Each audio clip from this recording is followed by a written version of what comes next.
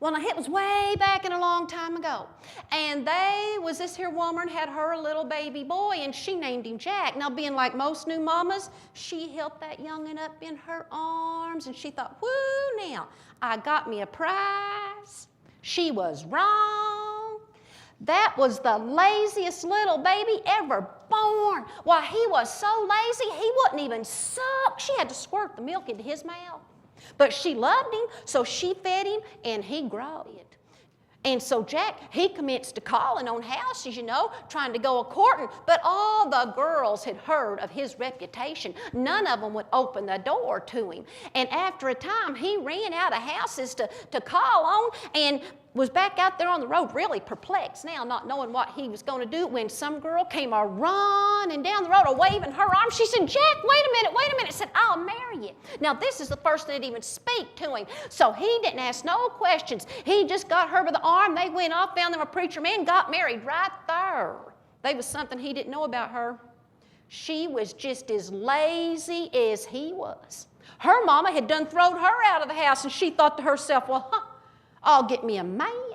That's what I'll do. I'll get me a husband, and he'll take care of me, and I'll just sit at the house and watch soap operas. Well, they ran and they ran and they ran until they came to the end of the world. It's out there somewhere, it's the end of the world. And there that woman stood looking down at the edge of the world. Below her, there was a river running by fast.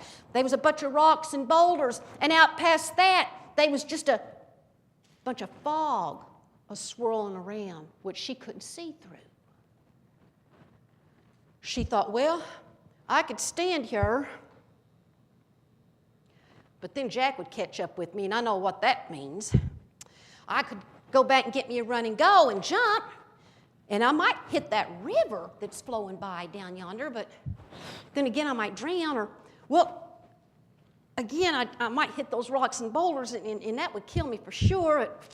Well, who knows? If I run fast enough and jump, I might just hit whatever's out there on the other side of the world. So she got back to get her a run and go. Now, where that woman had been running day in and day out, or working those arm muscles, or working those leg muscles, why, the calves of her legs was as big as churn bottoms. Muscles in her upper arms like basketballs. She got her a run and go, dust flying out from behind those old brogan shoes. She ran and she sailed off that cliff. Now, she didn't hit what was out there on the other side, but she did hit that water.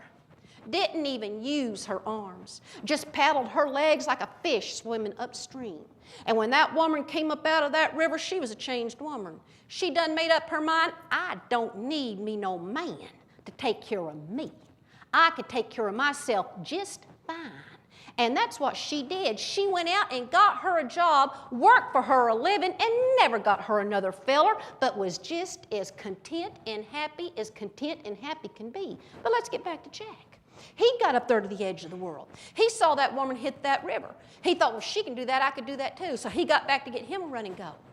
But now remember, he'd done all his muscles off. He ain't nothing but dried ligaments and bones. So he commenced trying to run, and he jumped. Those old dried bones, cracked and popped and scattered all over those rocks and boulders.